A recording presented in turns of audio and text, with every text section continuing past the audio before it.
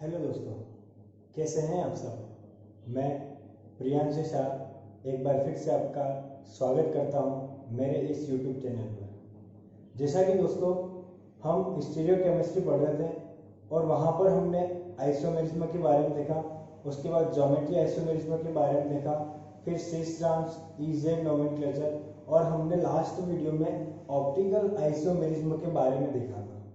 और वहां हमने पढ़ा था कि वे पदार्थ जो प्लेन पोलराइज्ड लाइट को यानी कि समतल ध्रुवित प्रकाश को दाईं तरफ या बाईं तरफ राइट हैंड साइड या लेफ्ट हैंड साइड घुमाते हैं, रोटेट करते हैं, वो कहलाते हैं ऑप्टिकल एक्टिव पदार्थ। तो उसी के क्रम में आगे चलते हैं और हम आगे ऑप्टिकल आइसोमेरिज्म के बारे में भी और चर्चा करते हैं। उससे पहले आप वीडियोस को लाइक करते रहें, चैनल को सब्सक्राइब करें और हमारे वीडियोस पर अपने सजेशन आप कमेंट बॉक्स में बता सकते हैं। तो चलिए स्टार्ट करते हैं आज का वीडियो। देखिए स्टार्ट करते हैं उससे पहले सबसे पहले एक बात समझते हैं, क्या है। एक होता है असममित कार्बन, असममित कार्बन परमाणु, असममित कार्बन यानी कि जिसको अपन बोलते हैं एसिमेट्रिक, एसिमेट्रिक कार्बन। मतलब ये होता क्या है उसकी बात करते हैं, एसिमेट्रिक कार्बन। ठीक है, ये उसी का ही ऑप्टिकल आइसोमेरिज्म का पार्ट है, उसकी हम बात कर रहे हैं। देखा कि ऐसा कार्बन, क्या ऐसा कार्बन, मैं दोनों मिक्स लिख रहा हूं, हिंदी इंग्लिश आप जो भी लिख सकते हो। ऐसा कार्बन जिसकी 4 रो संयोजकता यानी कि जो 4 वैलेंसी होती है, वो संयोजकता को अपन बोलते हैं इंग्लिश में वैलेंसी। मैं लिख देता हूं यहां पर, इंग्लिश में अपन बोलते हैं वैलेंसी, जिसकी चारों संयोजकता अलग अलग परमाणु या समूह, जिसको अपन बोलते हैं ग्रुप, अलग अलग एटम या अलग अलग ग्रुप से क्या होती है, कंप्लीट होती है, पूर्ण होती है। मतलब आप सबको पता है कार्बन की कितनी वैलेंसी होती है, 4।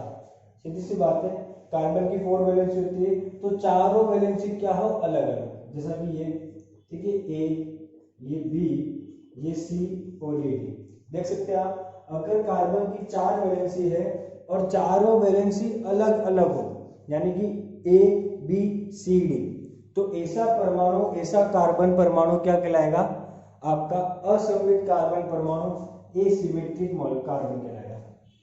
आ गया। और इसे कैसे डिनोट करते हैं, ऐसे स्टार, ये रहा। तो ये आपका क्या होगा, कार्बन एसिमेट्रिक कार्बन यानी कि असममित कार्बन परमाणु। ठीक है, बहुत सिंपल सा है, ऐसा कार्बन जिसकी 4 वैलेंसी क्या हो, अलग अलग हो। बहुत ही सिंपल है। तो अपन एग्जांपल देख लेते हैं। जैसे कि मैंने ले लिया लैक्टिक एसिड, क्या ले लिया, एग्जांपल के तौर पे मैंने ले लिया लैक्टिक एसिड, सॉरी, बहुत ही सिंपल सा है। एग्जांपल के तौर पे मैंने ले लिया लैक्टिक एसिड, ये रहा कार्बन। लैक्टिक एसिड का फार्मूला होता है ये, कार्बन के साथ COH, इधर आएगा आपके साथ CH3, इधर आएगा आपके पास OH और ये रहा आपके पास हाइड्रोजन। तो ये कार्बन क्या कहलाएगा, आपका असममित यानी कि एसिमेट्रिक कार्बन। देख सकते हो आप, इधर कार्बन है, इधर कार्बन के पास कौन सा ग्रुप है, एसिड यानी कि COH, यहाँ पर अल्कोहल, यहाँ पर मेथेन और यहाँ पर हाइड्रोजन। चारों अलग अलग है, इसलिए क्या कहलाएगा, एसिमेट्रिक कार्बन परमाणु, असममित कार्बन परमाणु। क्लियर है। देखिए अब जरूरी नहीं है कि एक ही कार्बन परमाणु, कुछ एग्जाम्पल ऐसे भी होते हैं जिसमें एक से अधिक कार्बन परमाणु यानी कि असममित जो कार्बन होता है वो प्रेजेंट रह सकता है।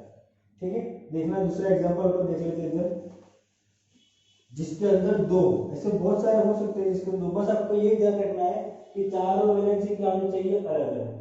ठीक है, देख लीजिए, ये लिया कार्बन, ये ऊपर ले लिया अपन ने COH। ठीक है, ये एक और कार्बन जो असममित की बात कर रहे हैं, इधर नीचे भी ले लिया अपन ने COH, इधर आ गया OH, इधर आ गया OH, ये H और ये H, टार्टरिक एसिड जिसका नाम है, टार्टरिक एसिड यानी कि टार्टरिक अम्ल। क्लियर। अब देख सकते हो आप, ये कार्बन, इसकी चारों की बात कर रहे हैं और देखना सेम सेम है। इधर क्या है, एसिड, इधर अल्कोहल, इधर हाइड्रोजन, इधर क्या कार्बन, 4 अलग अलग, तो ये आ गया। यहाँ पर भी OH, हाइड्रोजन, एसिड, ये भी कार्बन, तो ये क्या है एसिड। तो कितने हो गए यहाँ पर दो एसिमेट्रिक कार्बन है कि 2 असमित कार्बन परमाणु यहाँ पर उपस्थित है। क्लियर, बहुत ही सिंपल सा है। क्लियर, बहुत ही सिंपल सा है यहाँ पर। तो बस एक ही बात ध्यान रखनी है, असमित कार्बन परमाणु एसिमेट्रिक कार्बन परमाणु होगा जिसकी 4 अवयव क्या हो अलग अलग हो, और यही किसके अंदर आएगा, प्रकाशीय गुण दर्शाएगा, यानी कि ऑप्टिकल आइसोमेरिज्म शो करेगा। कैसे देखते आगे। इसके लिए क्या होते हैं, इसके डिफरेंट डिफरेंट प्रॉपर्टीज होती है, डिफरेंट डिफरेंट गुण होते हैं जो दर्शाना जाता है। देखना कैसे, मैं आपको 1 बाय 1 करके बता रहा हूँ। ठीक है, फर्स्ट ये है कि इसमें कोई भी सिमेट्रिक एलिमेंट प्रेजेंट नहीं होना चाहिए। सिमेट्रिक एलिमेंट प्रेजेंट नहीं होना चाहिए। प्रेजेंट नहीं होना चाहिए लेकिन क्या होना चाहिए, एब्सेंट होना चाहिए। क्या हो, एब्सेंट। Symmetric element absent. अब सिमेट्रिक एलिमेंट एब्सेंट यानी कि क्या क्या होगी, एक तो जिसको अपन बोलते हैं plane of symmetry, plane of symmetry यानी कि हिंदी में जिसे बोलते हैं अपन सममित तल, सममित तल। दूसरा होता है आपके पास एक्सिस ऑफ सिमेट्री। अपन देखेंगे कि क्या क्या होती है एक्सिस ऑफ सिमेट्री, यानी कि सममिति अक्ष। ठीक है, और तीसरा यहां पे लिख देता हूं मैं, एक होता है सेंटर ऑफ सिमेट्री। ठीक है, एक होता है सेंटर ऑफ सिमेट्री जिसको अपन बोलते हैं सममिति केंद्र। ठीक है, एक होता है सेंटर ऑफ सिमेट्री जिसको अपन बोलते हैं सममिति केंद्र, सममिति केंद्र। ये तीनों क्या हो, एब्सेंट हो। ठीक है, ये तीनों एब्सेंट हो गया तो एक प्रॉपर्टी होगी इसकी कि सिमेट्रिक एलिमेंट क्या हो, एब्सेंट हो।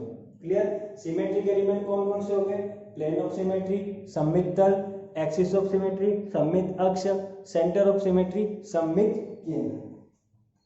क्लियर, एक चीज तो यह हो गई, बहुत ही सिंपल है, तीनों प्रश्न थे। दूसरा एक और है कि इसमें किरेलिटी पाई जाती है जिसको हम बोलते हैं किरेलता। अब ये क्या होती है देखना, यानी कि किरेलता का मतलब ये होता है कि उनकी जो मिरर इमेज होते हैं, दर्पण प्रतिबिंब होते हैं, वो एक दूसरे पर सुपर इम्पोज नहीं हो। क्या, mirror image, mirror image super impose नहीं हो। सुपर इम्पोज का मतलब होता है अध्यारोपित। अपन देखेंगे क्या, धीरे धीरे आपको समझ में आ जाएगा। ठीक है, तो ये सारी चीजें अगर नहीं होगी तो वो क्या करेगा, सिमेट्रिक कार्बन जो है वो मॉलिक्यूल क्या करेगा, उसको ऑप्टिकल आइसोमेरिज्म शो करेगा। क्लियर, ऑप्टिकल आइसोमेरिज्म दर्शाएगा। तो अपन बात करते हैं एक एक की। ठीक है, चलो तो सबसे पहले अपन देखते हैं प्लेन ऑफ सिमेट्री, सममिति तल। बहुत ही सिंपल सा है, कुछ नहीं करना है। देखिए फर्स्ट अपन डालते हैं plane of symmetry, plane of symmetry जिसको अपन बोलते हैं सममिति, सममिति तल। क्लियर, बहुत ही सिंपल है, देखना कैसे। सममिति तल, प्लेन ऑफ सिमेट्री। बस एक ही चीज ध्यान रखनी है आपको कि कोई भी मॉलिक्यूल जैसे दे दिया, ठीक है ना, तो बस एक ही चीज ध्यान रखनी है कि प्लेन कैसे करता है। ठीक है, मॉलिक्यूल में ऐसा प्लेन ऐसा तल। ठीक है, किसी भी मॉलिक्यूल में ऐसा प्लेन, मैं लिख शोर कर रहा हूं लेकिन बोलूंगा पूरा। ठीक है, ऐसा प्लेन ऐसा तल उपस्थित हो यानी कि प्रेजेंट हो, उपस्थित हो यानी कि प्रेजेंट हो, जो मॉलिक्यूल को दो बराबर भाग में डिवाइड करे या बांटता हो, बराबर भाग में बांटता हो। आई बात समझ में, बहुत ही सिंपल है कि मतलब ऐसा प्लेन ऐसा तल प्रेजेंट होना चाहिए जो मॉलिक्यूल को दो भागों में डिवाइड करता हो। अपन देखेंगे एग्जांपल, आपको इजीली समझ में आ जाएगा। ठीक है, जैसे मैंने ले लिया बेंजीन, एग्जाम्पल तौर पे ले लिया बेंजीन, बहुत ही सिंपल है, ये दिख रही है बेंजीन, ठीक है, ये बेंजीन। अब देखना प्लेन की बात करते हैं, समान तो डिवाइड भागों में बराबर होना चाहिए। ये यहां से ले लिया एक प्लेन, ये मैंने यहां से अगर मैं प्लेन करता हूं यहां से, ठीक है, तो देखना यहां से काटा, ये कार्बन और ये कार्बन अलग डिवाइड, ये कार्बन और ये कार्बन अलग डिवाइड, ये आधा कार्बन इधर, आधा कार्बन उधर, ये आधा कार्बन इधर और आधा कार्बन उधर, ठीक है।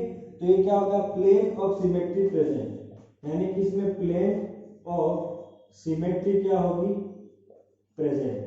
और अगर प्लेन ऑफ सिमेट्री प्रेजेंट होगी तो कंपाउंड ऑप्टिकल इनएक्टिव होगा। अपन को क्या चाहिए, एक्टिव। एक्टिव कैसे होगा, जब प्लेन ऑफ सिमेट्री क्या हो, एब्सेंट हो।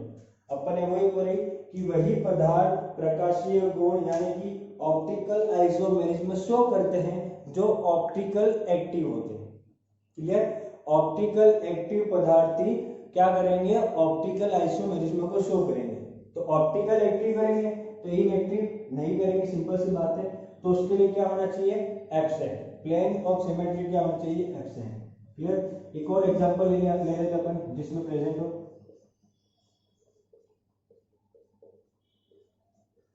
ठीक है, बहुत ही सिंपल है।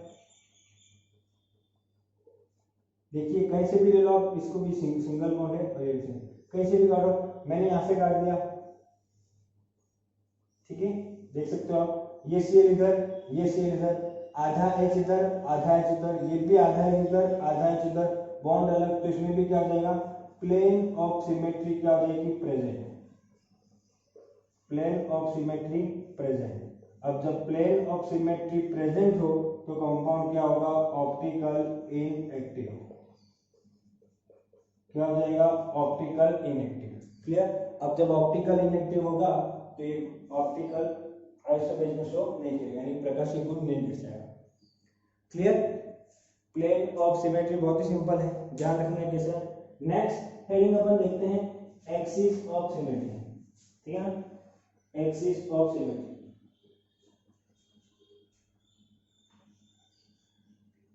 एक्सिस ऑफ सिमेट्री यानी कि सममिति अक्ष। अब देखना यहाँ पर एक्सिस की बात कर रहे हैं, आप सबको पता है एक्सिस कौन सी होती है, हाँ, अरे एक्सिस तो बताइए ना, बिल्कुल से एक्स वाई जेड वाली एक्सिस, एक्स वाई जेड जो अपन ग्राफ में बनाते हैं 10वीं के अंदर, मैथ के अंदर जो ग्राफ आते हैं, है ना, बहुत इजी होता है ग्राफ, मतलब वो चैप्टर तो मतलब सब बच्चे एकदम क्लियर करते हैं, ठीक है ना, पूरे से पूरा मार्क्स में ग्राफ तो बनाना है, ये करके वो वाला, ठीक है। तो देखना बहुत सिंपल सी बात है कि मॉलिक्यूल में एसी एक्सिस क्या हो, प्रेजेंट हो, एसी एक्सिस प्रेजेंट हो, जिससे रोटेट करने पर, जिससे मॉलिक्यूल को रोटेट करने पर यानी कि घुमाने पर, मॉलिक्यूल को रोटेट करने पर, मॉलिक्यूल को रोटेट करने पर उसकी इक्विवेलेंट स्ट्रक्चर प्राप्त हो, उसकी इक्विवेलेंट स्ट्रक्चर प्राप्त हो।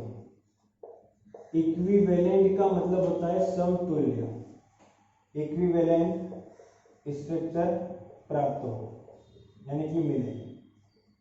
इक्विवेलेंट का मतलब होता है समतुल्य, मतलब उसके जैसी संरचना। समतुल्य का मतलब सम मतलब समान, तुल्य मतलब भी क्या होता है, उसकी जैसी। समतुल्य स्ट्रक्चर, इक्विवेलेंट स्ट्रक्चर प्राप्त हो, मतलब अगर आप किसी भी एक्सिस से उसको घुमा दो फिर भी उसी ही स्ट्रक्चर आपको मिले। क्लियर, समतुल्य स्ट्रक्चर प्राप्त हो, इक्विवेलेंट स्ट्रक्चर प्राप्त हो। देखना कैसे, अपन एक एग्जांपल ले लिया H2O, ये आगे आपके पास H है, ये आगे आपके पास Hb, ठीक है। अब देखना एक्सिस की बात करते हैं कि कैसे, जब अपन यहां से एक्सिस घुमाते हैं, ये मैंने यहां से कोई भी एक्सिस डाली, कोई भी मान ली एक्स वाई और यहां से रोटेट किया, मतलब ये रहा। मैं आपको स्ट्रक्चर बता देता हूं, बहुत ही सिंपल सा है, देखना मैं आपको विथ बता देता हूं। यहां पर देखिए बहुत ही सिंपल सा, ये रहा आपका H2 आपको दिख रहा होगा, ये जो काला पेन है, काला रेखा है, वो क्या होगा आपके पास ए, ये क्या हो गया बी। ए और बी मान रहे दोनों एक जैसे ही है। अब इसके जैसे स्ट्रक्चर अपन को मिलने चाहिए, यानी कि कैसे मिलने चाहिए देखना, ये एच है, अब अपन इसको घुमा रहे हैं, ये मैंने घुमाया, ये घुमाया, ये आपके सामने आ गया 90 डिग्री, और ये घुमाया ऐसे। जब आप मॉलिक्यूल को 180 घुमाओगे तो वही आपको मिलेगा जैसा पहले था। पहले कैसे था, ऐसा, यानी कि वी शेप आपको दिख रहा होगा, उल्टा वी। अब आपको भी क्या दिख रहा है, वापस उल्टा है। तो वही कि एसी एक्सिस से घुमाने पर वह आपको कैसे मिले, समतुल्य इक्विवेलेंट स्ट्रक्चर, यानी कि उसके जैसी संरचना मिले। आई बात आपको समझ में। जब आप इसको 180 से घुमाओगे, 180 डिग्री से घुमाओगे, तो क्या होगा, ओ वहीं का वहीं रहेगा, ये आ गया एच बी और ये आ गया एच ए। क्लियर, वही चीज है एच बी और एच ए, सिंपल सी बात है। तो 180 से घुमाने पर आपको क्या मिला, समतुल्य, यानी कि ए हाइड्रोजन, ए और बी तो सिर्फ अपन ने समझने के लिए, तो ये दोनों एक दूसरे की क्या हो गई, समतुल्य स्ट्रक्चर, क्या हो गई, इक्विवेलेंट स्ट्रक्चर, समतुल्य संरचना, समतुल्य स्ट्रक्चर, समतुल्य संरचना, समतुल्य स्ट्रक्चर। क्लियर। इससे आप बहुत सारे मॉलिक्यूल, एमीन यानी कि अमोनिया NH3, उसके बाद आप HCl4 बहुत सारे ले सकते हो। तो बस एक ही चीज ध्यान रखना है कि एसी एक्सिस घुमाने पर उसको क्या हो, इक्विवेलेंट प्राप्त हो। अब देखना इसमें एक्सिस कौन सी होती है, मतलब हमको क्या निकालना है, ठीक है, मतलब एक्सिस निकालनी। देखना कैसे, कोई भी मॉलिक्यूल होता है, अपन एंगल की बात कर रहे हैं, एंगल 360 पे घूमेगा तो वो वापस आ जाएगा। कोई भी मॉलिक्यूल 360 पर ही घूमता है ना, तो वो अपन इक्विवेलेंट आ जाएगा। तो यहाँ पर आ गया 360, और कितने डिग्री से अपन ने घुमाया, 360 अपन थीटा, तो 360 अपन ने कितने डिग्री से घुमाया, 180, कितना आया 2। तो हाइड्रोजन के अंदर C2 एक्सिस प्रेजेंट होती है। C का मतलब इसको अपन C से दर्शाते हैं, किसको, एक्सिस ऑफ सिमेट्री को। क्लियर। तो ये हो गया आपके पास क्या, एक्सिस ऑफ सिमेट्री। नेक्स्ट अब अपन पढ़ते हैं थर्ड। नेक्स्ट अब अपन पढ़ते हैं थर्ड, जो है आपके पास सेंटर ऑफ सिमेट्री। क्या है, सेंटर ऑफ सिमेट्री। बहुत ही सिंपल है, तो आपके पास है centre of symmetry. Third, centre of symmetry, जिसको अपन बोलते हैं सममिति केंद्र, और इसको अपन आई से दर्शाते हैं, सममिति केंद्र। आई बात समझ में। अब देखना बहुत ही सिंपल है कि यौगिक में, मॉलिक्यूल में ऐसा केंद्र प्रेजेंट हो, क्या, किसी मॉलिक्यूल में एक ऐसा केंद्र प्रेजेंट हो, ऐसा सेंटर यौगिक में। बहुत ही सिंपल सी बात बता रहा हूं, यौगिक में ऐसा केंद्र, यानी कि जिसको अपन इंग्लिश में बोलते हैं सेंटर, ऐसा केंद्र उपस्थित हो जिससे सभी एटम की दूरी समान हो, जिससे सभी एटम की यानी कि परमाणु की दूरी क्या हो, समान हो। अपन देखेंगे कैसे, क्या हो, समान हो, तो वो आपका क्या कहलाएगा, सेंटर ऑफ सिमेट्री, सममिति केंद्र। ठीक है, बहुत ही सिंपल है, सममिति केंद्र कहलाएगा सेंटर ऑफ सिमेट्री, इसके अंदर क्या होगी, प्रेजेंट होगी। अब देखना यहाँ पर एक बात ध्यान रखनी जरूरी है, सममिति केंद्र के लिए ट्रांसपोजिशन पर, ठीक है ना, सममिति केंद्र के लिए ट्रांसपोजिशन पर यानी कि ट्रांस स्थिति पर समान एटम प्रेजेंट होना चाहिए। क्या हो, समान एटम प्रेजेंट हो, समान परमाणु क्या हो, उपस्थित हो, समान एटम प्रेजेंट होना चाहिए। मतलब अलग अलग नहीं, सेम एटम होगा तो क्या होगा, वो सेंटर से उसकी डिस्टेंस क्या होगी, बराबर। देखना कैसे, एक ले लिया अपन ने XgF4, ये ले लिया अपन ने XgF4,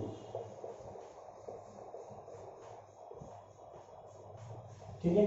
अब XgF4 का सेंटर कहाँ है, Xe पर, जीनोन पर, देख सकते हो Xe पर।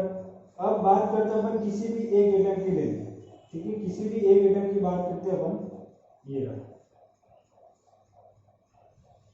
देखिए यहां से यहां की दूरी और यहां से यहां की दूरी ट्रांसपोजिशन पर दोनों क्या होने चाहिए, सेम।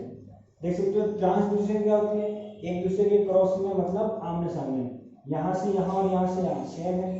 तो इससे इस फ्लोरिंग की दूरी, इससे इस फ्लोरिंग की दूरी क्या होनी चाहिए, समान। सेम यहीं पर यहां से यहां की दूरी, यहां से यहां की दूरी बराबर। तो इसके अंदर क्या होगा, आई प्रेजेंट, आई प्रेजेंट, देख सकते हैं आप। अब बात करते हैं मैंने एक और लिया H2O। अब देखेंगे H2O में क्या होगा, नहीं होगा, किसे आई उससे प्रेजेंट होगी, क्योंकि यहां से तो यहां की दूरी हाइड्रोजन है, लेकिन यहाँ पर हाइड्रोजन नहीं है। यहाँ पर क्या है इसके पास, लॉन पेयर। सेम वही चीज, यहाँ से यहाँ हाइड्रोजन है, लेकिन यहाँ पर क्या है, लोन पेयर, समान नहीं है। अब आप सोच रहे होंगे कि सर यहाँ पे भी हाइड्रोजन है, यहाँ पे भी हाइड्रोजन है, तो आई प्रेजेंट होगा, नहीं। अपन ने ये लाइन लिखी थी जो कि इंपॉर्टेंट है, ट्रांसपोजिशन पर समान एटम प्रेजेंट होना चाहिए। तो यहाँ पर नहीं, इसलिए यहाँ पर आई क्या हो जाएगा, एब्सेंट। अब जब आई एब्सेंट है, ठीक है, तो बस एक ही बात ध्यान रखनी है कि ऐसा सेंटर उपस्थित हो जहां से उसकी दूरी क्या हो, सभी एटम की दूरी क्या हो, समान।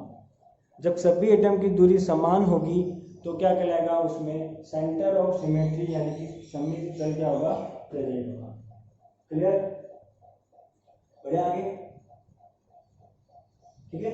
चलिए अब अपन चलते हैं किरल, ठीक है, किरल मॉलिक्यूल की बात करते हैं अपन। नेक्स्ट तो अपन ने क्या तीन चीज देखी, plane of symmetry, centre of symmetry और एक्सिस ऑफ सिमेट्री, ठीक है, ये अपन सिमेट्री की बात की। नेक्स्ट बात करते हैं अपन किरल की, ठीक है, किरल मॉलिक्यूल, किरल मॉलिक्यूल यानी कि किरलिटी की बात करते हैं, ठीक है। किरलिटी यानी कि किरल मॉलिक्यूल क्या होते हैं, तो जैसे किरलिटी यानी कि किरल मॉलिक्यूल के अंदर अपन ने एक तो देखा क्या कि उसके अंदर क्या हो, असममित कार्बन परमाणु क्या होना चाहिए, प्रेजेंट होना चाहिए, ठीक है। अब देखना क्या किरलिटी कौन दर्शाएगा, वे पदार्थ किरलिटी दर्शाएंगे जो किरल मॉलिक्यूल कहलाएंगे। किरल मॉलिक्यूल ही किरलिटी को क्या करते हैं, शो करते हैं, सिंपल सी बात है। तो चलिए आगे, अब अपन ने फर्स्ट बात करी थी कि इसके अंदर सिमेट्रिक एलिमेंट क्या हो, प्रेजेंट, एब्सेंट, सॉरी एब्सेंट, अनुपस्थित हो, यानी कि centre of symmetry, plane of symmetry, वो सब क्या होना चाहिए, अनुपस्थित होनी चाहिए, एब्सेंट होनी चाहिए। और दूसरा अपन ने बोला था मिरर इमेज सुपर इम्पोज नहीं होना चाहिए, ठीक है, यानी कि जो दर्पण प्रतिबिंब है वो एक दूसरे पर अध्यारोपित नहीं होना चाहिए। देखना कैसे, दर्पण प्रतिबिंब की आपको बात देता हूँ। ये लिया मैंने कार्बन, ये ले लिया इधर एक हाइड्रोजन, यहाँ ले लिया अपन ने Cl, ये अपन ने ले लिया इधर एक I,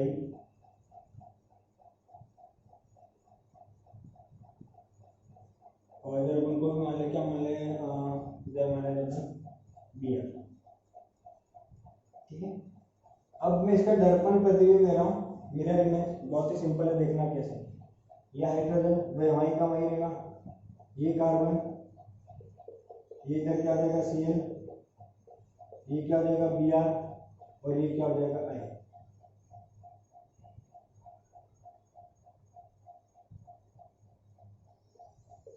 अब देखना दर्पण प्रतिबिंब, मिरर इमेज का मतलब क्या होता है, ये उसकी दर्पण प्रतिबिंब। अब आपने खुद को भी देखा होगा, ठीक है ना, जब आप अपने आप को मिरर में देखते हो तो आपकी जो इमेज मिलती है वो क्या कहलाती है, मिरर इमेज, ये भी आपको पता ही है। तो उसका मतलब ये है कि अगर मैं इस मॉलिक्यूल को उठाऊं, इस मॉलिक्यूल को ऐसे उठाऊंगा और इसके ऊपर रख दूंगा, सेम टू सेम मॉलिक्यूल को उठाकर इसके ऊपर रखूंगा और वह एक दूसरे को ढक देते हैं, एक दूसरे को ढक देते तो सुपर इम्पोज हो गए, लेकिन एक दूसरे को नहीं ढकते हैं तो वो सुपर इम्पोज नहीं होंगे। और अपन को किरल मॉलिक्यूल के लिए क्या चाहिए, नॉट सुपर इम्पोज, मतलब वह एक दूसरे पर अध्यारोपित नहीं हो, मतलब एक दूसरे को ढकते नहीं हो। नॉट सुपर इम्पोज होगा तो वो कंपाउंड क्या कहलाएगा, ऑप्टिकल एक्टिव, क्या कहलाएगा, ऑप्टिकल एक्टिव। आई बस हमने वे पदार्थ जो मिरर इमेजिंग के होते हैं वो एक दूसरे को अध्यारोपित नहीं करते, मतलब नॉट सुपर इम्पोज होते हैं, वो क्या कहलाएंगे, ऑप्टिकल मॉलिक्यूल, एक्टिव मॉलिक्यूल। और ऑप्टिकल एक्टिव मॉलिक्यूल क्या होंगे आपके, किरण मॉलिक्यूल। आई बात समझ में, किरण मॉलिक्यूल, आई बात समझ में, बहुत सिंपल है। देख सकते हो आप कि किसी को भी क्या करना है, एक दूसरे के ऊपर सुपर इंपोज नहीं करना है। आई बात समझ में,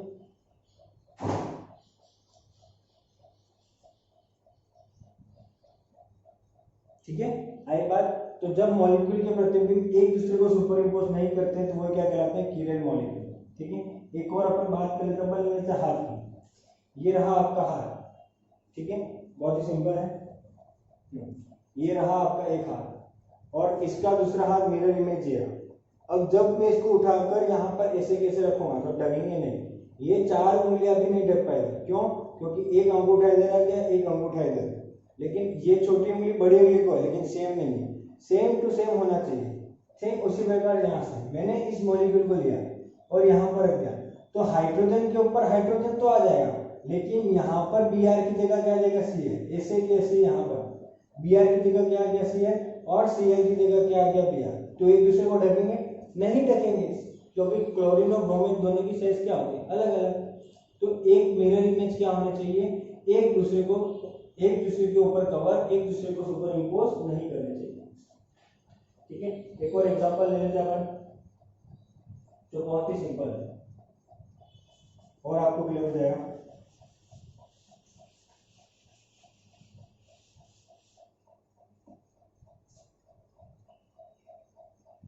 ठीक है, मान लो एक कार्बन ले लिया और यहाँ पर अपन ने ले लिया COH, यहाँ पर भी अपन ने ले लिया COH। ठीक है, ये आपके पास आ गया OH और ये आपके पास आ गया हाइड्रोजन। ठीक उसी तरह से जब अपन यहाँ की बात करते हैं, ये लिया कार्बन, ऊपर तो दोनों में सेम ही आएगा क्या, COH, यहाँ पर भी दोनों में क्या आएगा, सेम COH, लेकिन यहाँ पर अब ये OH मिरर इमेज की बात करें, इसलिए यहाँ पर क्या आ जाएगा आपके पास OH और यहाँ क्या आ जाएगा आपके पास हाइड्रोजन। क्लियर, अब देखना क्या, तो जब अपन इस मॉलिक्यूल उठाएंगे ऐसे कैसे उठाकर यहाँ रखना है, तो COH के ऊपर COH आ जाएगा, लेकिन हाइड्रोजन के ऊपर क्या आ जाएगा, OH। अब आप सोच रहे होंगे कि चेंज कैसे होगा, ये मिरर इमेज है, क्या है, दोनों एक दूसरे के मिरर इमेज, मतलब दर्पण प्रतिबिंब, जिसको अपन बोलते हैं मिरर इमेज का मतलब कांच में दिखना। जब आप बाल बनाते हो ना, ऐसे सस्ते सवरते हो, तब उसकी बात कर रहे हैं। तो वो क्या करते हैं, रिवर्स हो जाते हैं, तो हाइड्रोजन की जगह क्या आ जाएगा, OH, और OH की जगह क्या आ जाएगा, हाइड्रोजन। तो ये दोनों एक दूसरे पर नॉट सुपर इंपोज हो रहे हैं, इसलिए ये पदार्थ ऑप्टिकल एक्टिव कहलाते हैं और यही क्या कहलाएंगे, किरण मॉलिक्यूल। आई बात समझ में, तो वे पदार्थ जिसके दर्पण प्रतिबिंब या मिरर इमेज एक दूसरे पर अध्यारोपित नहीं होते हैं, यानी कि सुपर इंपोज नहीं होते हैं, वह किरण मॉलिक्यूल कहलाते हैं। और इसी प्रॉपर्टी को अपन किरलिटी कहते हैं, यानी कि किरलता कहते हैं। आई बात समझ में, कि वे जब यौगिक दर्पण प्रतिबिंब एक दूसरे पर अध्यारोपित नहीं होते हैं तो वह क्या कहलाते हैं, किरण मॉलिक्यूल। और इसी प्रॉपर्टी को अपन क्या बोलते हैं, किरलिटी। और इसी के कारण यह क्या करते हैं, प्रकाशीय कोण यानी कि ऑप्टिकल आइसोमेरिज्म क्या करते हैं, शो करते हैं। ऑप्टिकल आइसोमेरिज्म क्या करते हैं, शो करते हैं। ऑप्टिकल आइसोमेरिज्म क्या करते हैं, शो करते हैं कि प्रकाशीय जो कोण होंगे वो क्या करेंगे, दर्शाएंगे। आई बार अपन होंगे, तो क्या क्या बात ध्यान रखनी है आपको, एक वे पदार्थ जिसके अंदर क्या हो, चारों वैलेंसी अलग अलग हो, उसको अपन बोलते हैं असममित कार्बन परमाणु। दूसरा कि वे मॉलिक्यूल जिसके अंदर सिमेट्रिक एलिमेंट एब्सेंट हो। ठीक है, दूसरा जिसके मिरर इमेज एक दूसरे के ऊपर सुपर इंपोज नहीं करते हो, वे पदार्थ किरण मॉलिक्यूल कहलाते हैं। और इस प्रॉपर्टी को अपन किरलिटी कहते हैं। और वही क्या करते हैं, ऑप्टिकल आइसोमेरिज्म यानी कि प्रकाशीय कोण दर्शाते हैं। ठीक है दोस्तों, बहुत ही सिंपल है, आप ट्राई करके दीजिएगा घर पे। और हाँ, एक बात फिर से मैं आपको याद दिला दूं कि वैक्सीनेशन का काम शुरू हो चुका है। जिन लोगों ने भी वैक्सीन नहीं लगवाई है वो जल्द से जल्द वैक्सीन लगवाएं और अपने भारत को कोरोना मुक्त करें। तब तक के लिए घर पे रहिए, स्टे होम, स्टे सेफ। धन्यवाद।